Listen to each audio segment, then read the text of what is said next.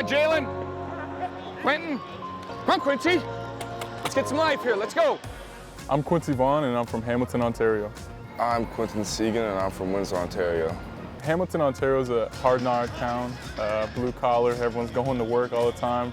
The football in my area, there's not a lot of crowds and everything like that. I've been to a few high school football games here, and the crowds are way bigger, obviously. In Windsor, it's serious. You know, we take it serious. It's definitely the biggest sport in our city. There's like 330,000 people, so you know we got a lot of people who play. And in Windsor, I feel like we're historically known for having good football players. Growing up, I was the youngest of three brothers. My dad had played in the CFL, and he was from America, so he had a big football background. But personally, growing up, watching my two older brothers, Justin and Miles, play football, and then, you know, getting roughhoused around in the backyard, and, you know, I was usually on the ground and they were scoring touchdowns and stuff like that. But just getting that aggression and passion going at a young age really helped me find my love for the game. I was 5 when I first started playing football. And I don't know, I think I was just watching on TV one day, and I told my mom, I was like, that's what I want to do. I want to play football. So my mom and grandma brought me down to the clubhouse to sign me up. I said, yeah, he's 2 years too young. You have to be at least 7 to play, but bring him outside with me. So one of the coaches or the president of the league took me outside, started throwing the ball with me. He's like, I mean, he's big enough to be a 7-year-old, so yeah, like I'll take him on my team, and that's pretty much how it started. So originally I was committed to a different school, and going through my senior season of high school football, Coach Freund and Coach Schweigert was always keeping communications with me, and as things got closer and I took my visit in late December, as soon as I got here on campus, I knew it was a great fit for me, and signing day came and I made a decision to wear the Kelly green. Technically, my junior year is when they came on my radar, and I had to go up to a camp out in Winnipeg, and that's when I seen one of the former coaches, Coach Knopf was there, the former D coordinator, Eric Schmidt was there. From there on, we just built a good relationship leading up to my senior year. They always stayed in contact with me, so I just felt like they really were interested in me. They felt like they cared about me, so I just really felt like this was a good fit for me personally. Canadian recruiting has opened up a lot more than it was 25 years ago. You see a number of Canadians playing in U.S.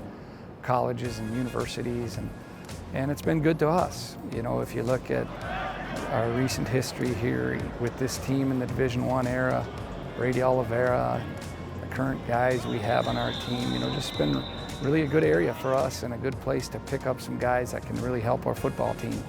The Canadian game and the American game are very different. I mean, the fields are bigger. I mean, the scoring is way different. But the thing that I noticed jumping from Canadian high school football to American was just the game speed.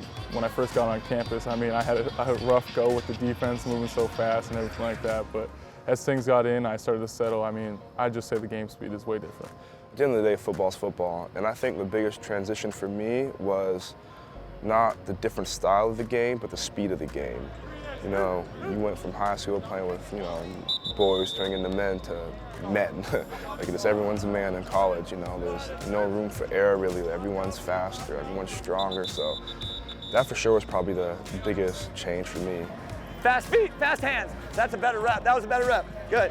That's really important to me. I mean, being from Canada, you know, you always want to see people from your homeland succeed. I mean, coming here and knowing the past about Brady and Mason, they're both Canadian, they both made it to the CFL. I mean, that's just really big for me personally, you know, being from Canada and being under-recruited, and I'm sure they have a very similar story.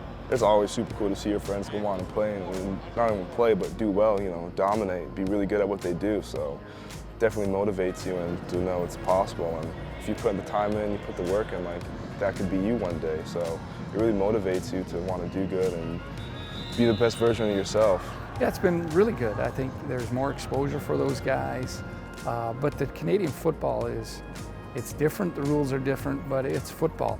You always get the thing that, oh, he's from Canada, they don't have, you know, good football in Canada, or they're not that talented, or whatever they want to say. So like there's definitely always a chip on your shoulder being Canadian and playing in America. You know, you always feel like you have something to prove. Every time I step out on the field, I know some people back home are always watching me, and it's very important to me to represent my country and wear the flag, and every time I talk about it or represent it, I always have pride with that.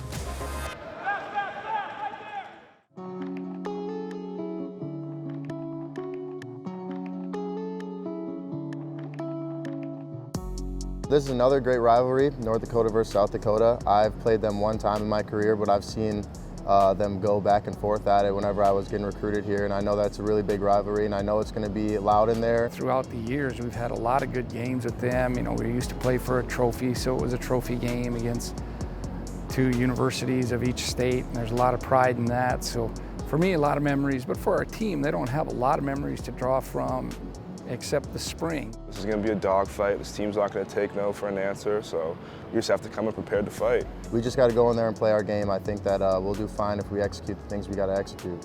How do you put that hard-fought physical loss to your in-state rival behind you and be ready for another one against South Dakota today? Well, the answer is simple. You just do. Throughout the week, I thought we prepared well, and we got to the game and just didn't get off to a good start like we wanted to get off to.